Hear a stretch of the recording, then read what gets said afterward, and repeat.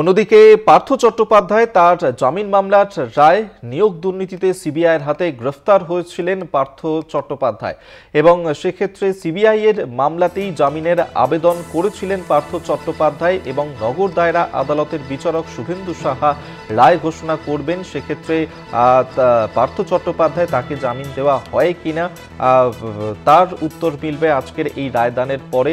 নগর দায়রা আদালতের বিচারক শুভেন্দু সাহা রায় ঘোষণা করবেন এবং সিবিআইয়ের হাতে গ্রেফতার হতে হয়েছিল নিয়োগ দুর্নীতি কাণ্ডে গ্রেফতার হয়েছিলেন পার্থ চট্টোপাধ্যায় এবং তারপর তিনি এই সিবিআইয়ের মামলায় জামিনের আবেদন জানিয়েছেন এবং সেই মামলাতে পার্থ চট্টোপাধ্যায় তাকে আদৌ জামিন দেওয়া হবে কিনা তা জানা যাবে আজকে রায়দানের পরে। পার্থ চট্টোপাধ্যায়ের জামিন মামলার রায়দান রয়েছে আজ, যেখানে নিয়োগ দুর্নীতিতেই সিবিআইয়ের হাতে গ্রেফতার হয়েছিলেন পার্থ চট্টোপাধ্যায়।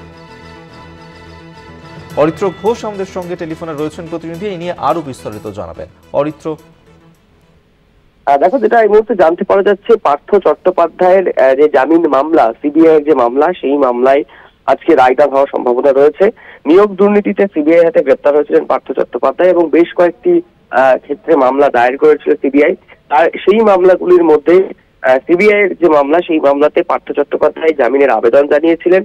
আজ যেটা জানতে পারা যাচ্ছে, দুপুর নাগাদ নগর দায়রা আদালতের বিচারক শুভেন্দু সাহা রায় ঘোষণা করবেন।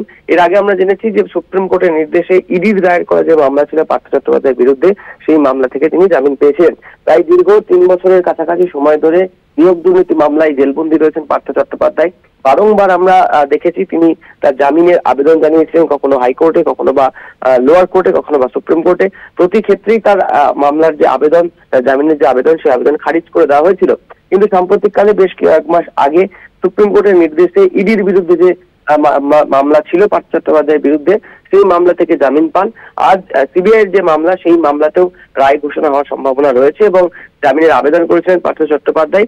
সেই ভিত্তিতেই যেটা মনে করা হচ্ছে যে আজই নগর দায়রা আদালতে সিবিআই এর করা যে মামলা, সেই মামলার রায় ঘোষণা করবেন পার্থ চট্টোপাধ্যায়। ধন্যবাদ অরিত্র তোমায়। অরিত্র ঘোষ আমাদের সঙ্গে টেলিফোনে ছিলেন প্রতিনিধি।